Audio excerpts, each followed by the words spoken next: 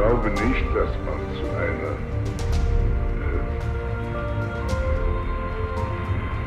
einem klaren Ausdruck unserer Zeit gelangt, wenn man sich nicht einer klaren baulichen Disziplin bedient.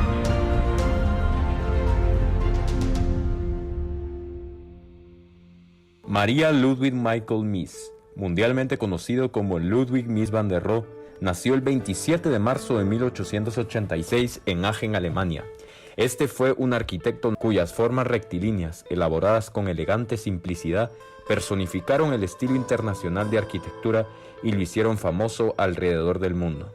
Por más famoso arquitecto que fue, nunca estudió arquitectura como tal. Sin embargo, más adelante consiguió un título ad honorem, pues incluso llegó a ser catedrático y muchos premios alrededor del mundo hoy en día llevan su nombre. En 1905, a la edad de 19 años, Mies se fue a trabajar para un arquitecto en Berlín, pero pronto dejó ese trabajo para convertirse en aprendiz de Bruno Pohl, un destacado diseñador de muebles, lo que enseñó a Mies muchísimo de los muebles que hoy en día también conocemos. 2 años después recibió su primer encargo para diseñar una casa suburbana tradicional. Su perfecta ejecución impresionó tanto a Peter Behrens, entonces el arquitecto más progresista y reconocido de Alemania, que le ofreció a Mies, de 21 años, un trabajo en su oficina, donde curiosa e interesantemente también estaban Walter Gropius y Le Corbusier. Más tarde, Mies fue a la guerra y trabajó construyendo puentes y carreteras, lo que le enseñó mucho sobre las estructuras.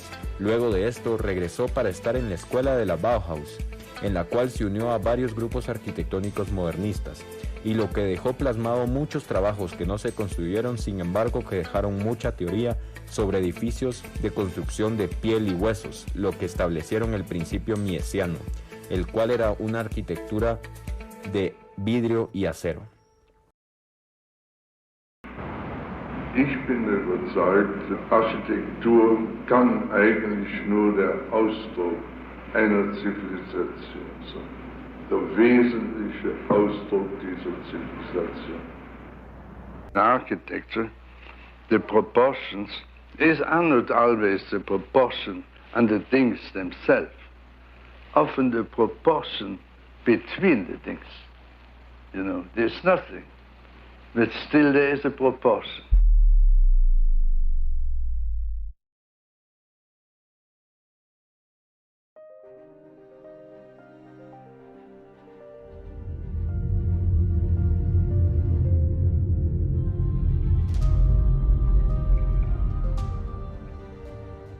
El pabellón alemán fue el pabellón con que se presentó Alemania a la Exposición Internacional celebrada en Barcelona en el año 1929 y representó la presentación al mundo del movimiento arquitectónico moderno. A diferencia de otros pabellones de la exposición, Mies entendía su pabellón simplemente como un edificio. No albergaría arte o esculturas. En cambio, el pabellón sería un lugar de tranquilidad en el cual poder refugiarse del bullicio de la exposición, transformando el mismo pabellón en una escultura habitable. La obra se emplaza sobre el basamento, donde se desarrolla una composición en base a una retícula de 8 columnas. El pabellón define sus espacios mediante el juego de planos desplazados. Los muros se disponen de tal modo que generan una absoluta fluidez. Una visión del total nos pone en cuenta del carácter horizontal de su diseño. El basamento y los grandes voladizos de la cubierta exacerban esta condición. La ligereza de las columnas de acero le otorgan un efecto de ingravidez. El sistema de cuadrícula regular desarrollado por Mies sirve como patrón para la colocación de los adoquines de mármol travertino.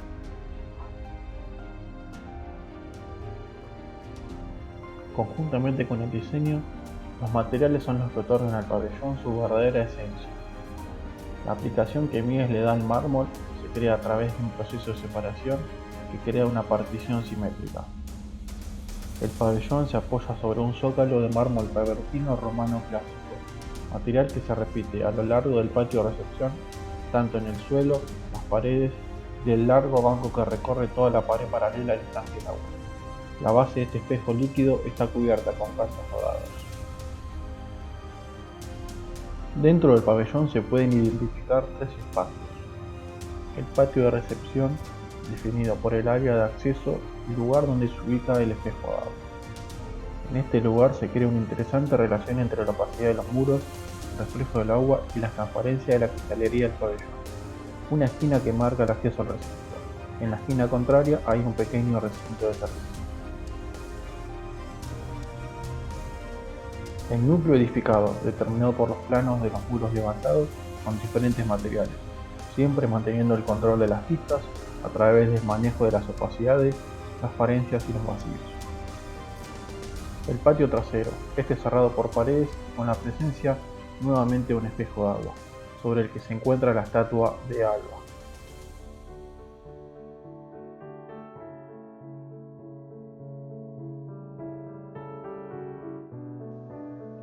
Su diseño elegante, combinado con ricos materiales naturales, sirvió a Mies como un puente hacia su futuro profesional.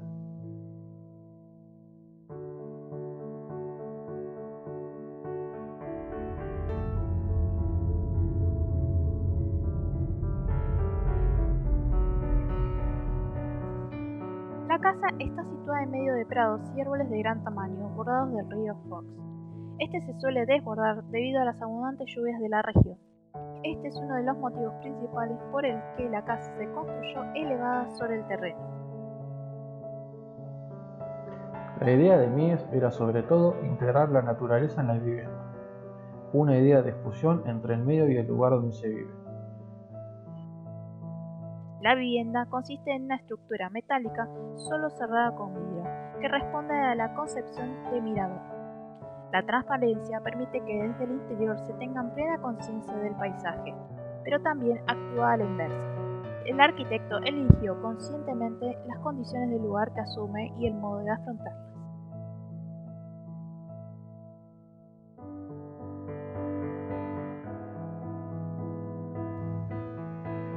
La vivienda se define a partir de dos plataformas rectangulares.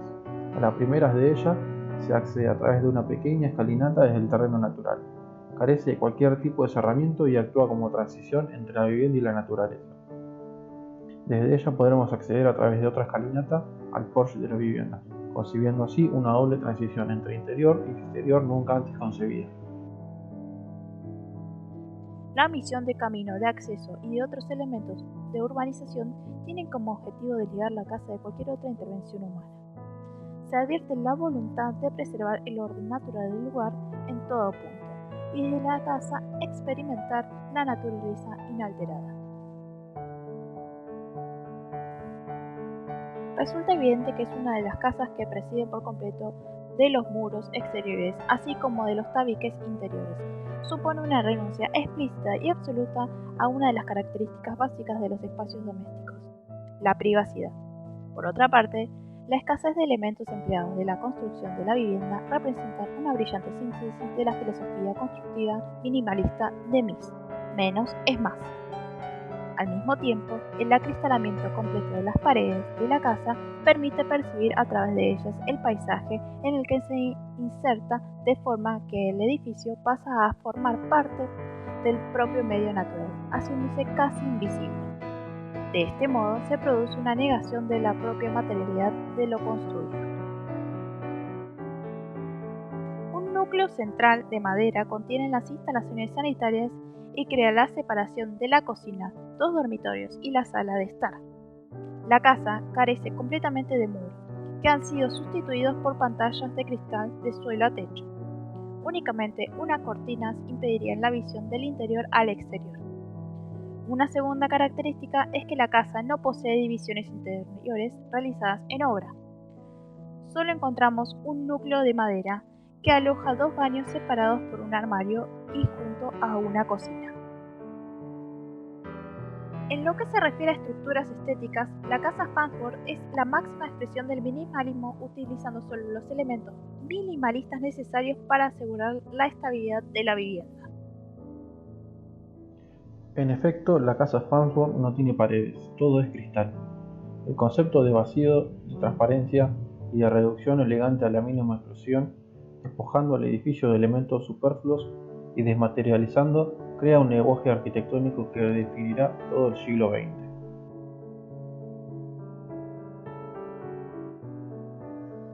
Concebida como una manera de reintegrar al hombre a la naturaleza, la casa Farnsworth conjuga en su simplicidad y elegancia los deseos estéticos y espirituales de Mies.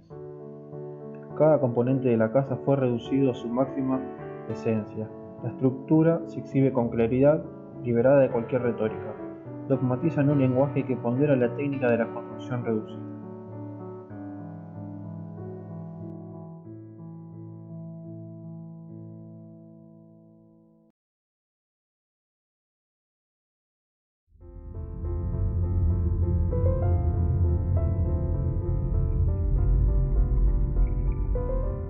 Lake Shore Drive, símbolo del mundo industrial, ilustra el lema del arquitecto menos es más, demostrando que un edificio sencillo puede ser igual de sorprendente que una edificación con diseños más compuestos.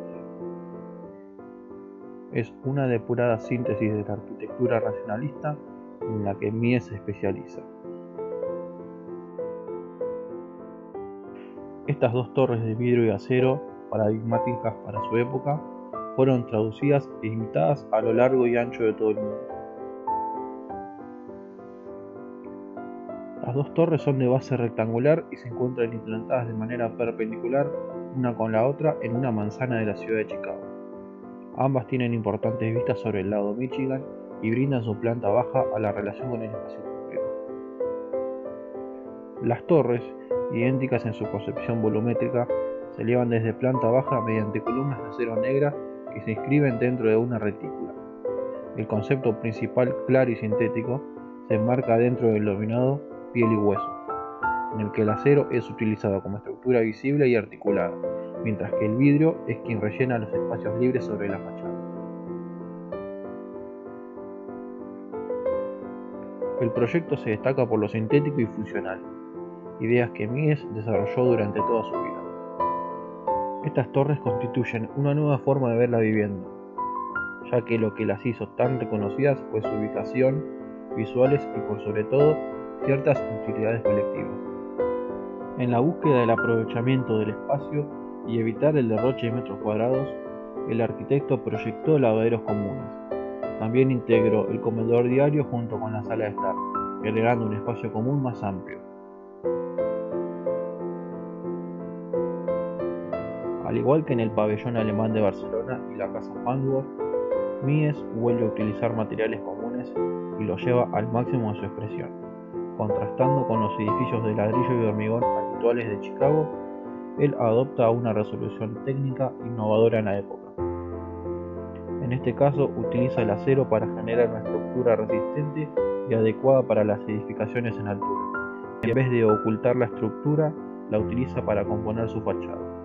Juega con ella y el vidrio para establecer un diálogo entre la conformación de la planta en forma de trama reticular y la fachada de la misma manera. Y si bien la imagen de las dos torres es más austera y carece de la ornamentación característica de gran parte de los edificios de Chicago, Mies se las ingenia para que los materiales mismos le den carácter y protagonismo a estos edificios.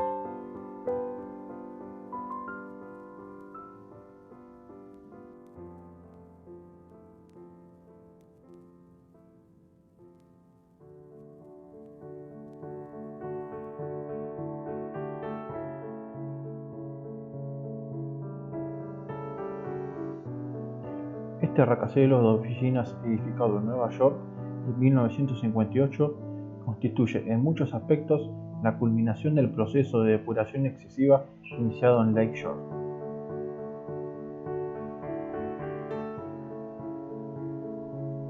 Es una muestra de mentalidad racionalista, un ejercicio de elegancia arquitectónica en el que el uso mensurado de pocos elementos da como resultado una de las más bellas joyas de la arquitectura del siglo XX.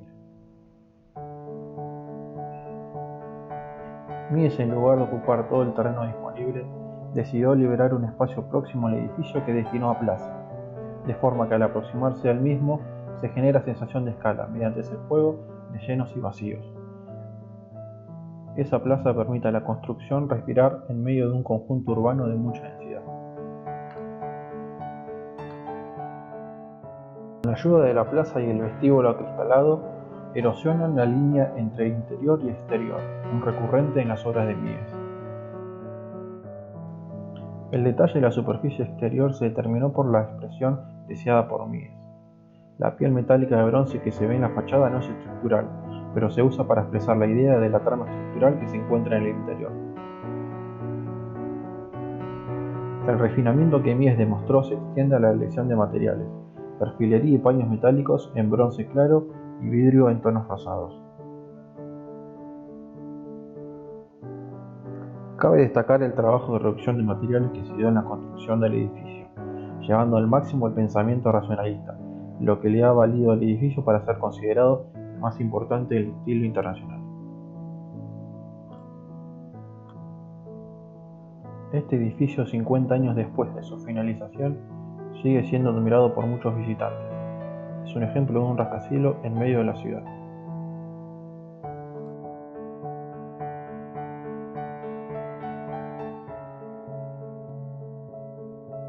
Ich habe oft die Architektur mit der Sprache verglichen. Man muss natürlich, um eine Sprache wirklich zu beherrschen, die Grammatik der Sprache beherrschen. Dann kann man sich klar ausdrücken.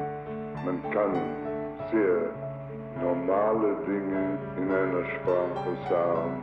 Man kann sehr logische Dinge zum Ausdruck bringen. Und wenn man ein Poet ist, kann man sogar künstlerische Dinge damit aussprechen. Und ich denke mir, es ist in der Architektur überhaupt gar nicht anders.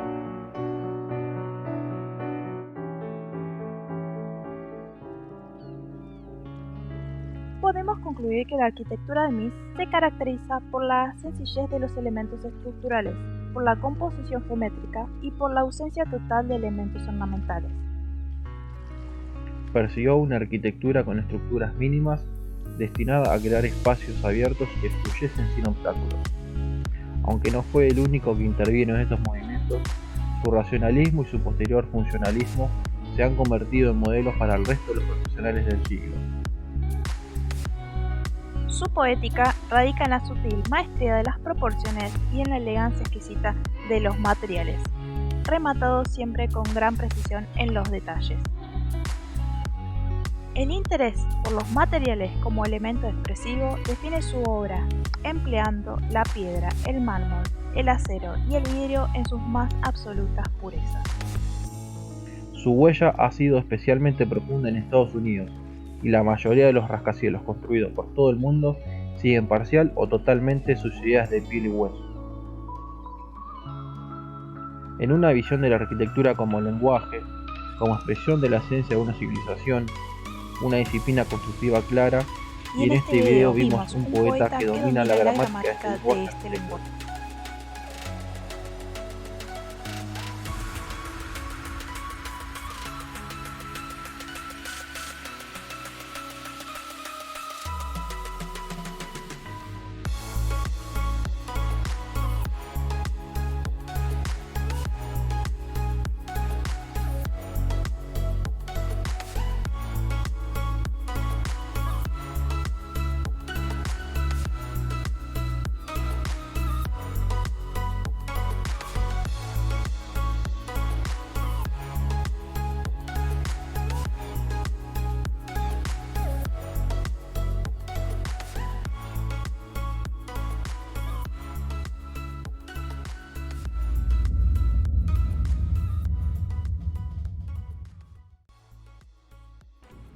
He did not pretend to solve all problems. He was simply working on a particular language of discovery, searching for the symbols of our time, the psyche of our time, and beginning to draw that language, to be elaborated by others.